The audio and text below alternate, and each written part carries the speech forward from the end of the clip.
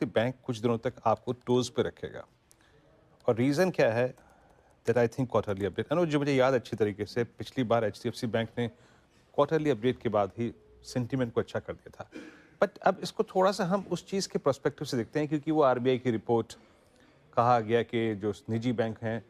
But हमें इस चीज़ को भी देखना होगा अनुज, जो एचडीएफसी बैंक की मैनेजमेंट थी, इन्होंने पहले ही अपने आप को थोड़ा सा स्लो डाउन कर दिया था। सो ये जो बात थी ना कि एनपीएस थोड़े से बढ़ेंगे, क्या वो शायद एचडीएफसी बैंक का केस ना हो, क्योंकि इन्होंने अपने आप को ऑलरेडी स्लो डाउन किया था। इन्होंने क्वालिटी के साथ कॉम्प्रोमाइज़ नहीं किया था।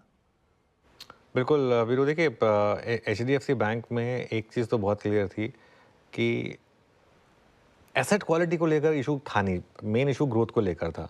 और वो हमें फिर पिछले क्वार्टर में समझ में आया कि उन्होंने जानबूझ के भी थोड़ा सा अपनी ग्रोथ को स्लो डाउन किया था, क्योंकि वो इकोनॉमी में स्ट्रेस उनको दिख रहा था। आई थिंक ना सिर्फ क्वार्टरली अपडेट, मार्केट को थोड़ा ये रिस्क भी लग रहा है कि अभी भी कहीं ना कहीं वो फियर है कि वो बड़ी वाली एफआई सेलिंग कहीं वापस तो नहीं आ जाएगी।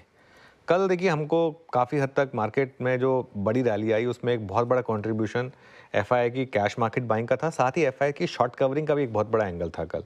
वहाँ बहुत बड़ी कवरिंग हुई थी, तो उसका एक बहुत बड़ा सपोर्ट मिला था।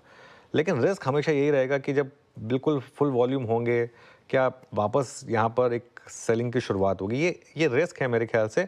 लेकिन एक चीज़ तो क्लियर है, एचडीएफसी बैंक अगर आप इसका 6 महीने का चार्ट देखेंगे, लगातार हायर लो और हायर हाई बना रहा है। जब भी इसमें गिरावट आती है इंक्रीमेंटली, वो प्रीवियस लोज को नहीं तोड़ रही। देखिए, मूव्स इसमें ब्रूटल होते हैं, काफ़ी शार्प होते हैं, लेकिन पैटर्न जो है ना इसका, वो हायर हाइज और हायर लोज का है।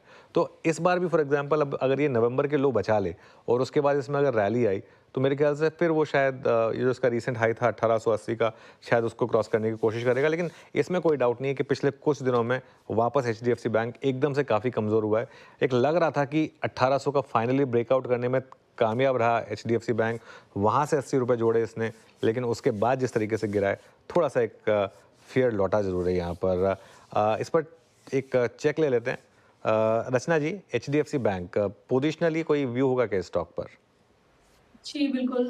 पोज़िशनली अगर देखा जाए एचडीएफसी बैंक ने 1700 के लेवल से एक हायर टाइम फ्रेम चार्ट पे ब्रेकआउट दिया था, जिसको थोड़ा-सा फ़ॉलो थ्रू मिला, 1800 क्रॉस भी हुआ, फिर वहाँ से गिरावट आई है। अब देखना ये रहेगा आने वाले टाइम में, अगर ये 1700 और 1650 के बीच में कहीं पे सपोर्ट ले लेता है, तो ये ब्रेकआउट फिर भी कन्फर्म्ड रहेगा और दोबारा से एक अपस्विंग ओवर अ पोज़िशनल व्यू आ सकता है यहाँ पे। और अगर 1650 होल्ड कर जाएगा तो दोबारा से ये धीरे-धीरे करके 1700 के लेवल को अगर नीचे भी गया उससे तो भी क्रॉस करके दोबारा 1850 1900 की तरफ जाएगा। मेरे हिसाब से ये ब्रेकआउट सक्सेसफुल रहना चाहिए और this is only a minor pull back after the breakout. मेरे हिसाब से 1650 होल्ड कर गया अगर ये करेक्शन में भी जो अभी चल रहा है 2 दिन से या 2 हफ्ते से रादर, तो उसमें मेरे हिसाब से ये ब्रेकआउट जो था 1700 के लेवल का वो होल्ड कर जाएगा आगे जाके।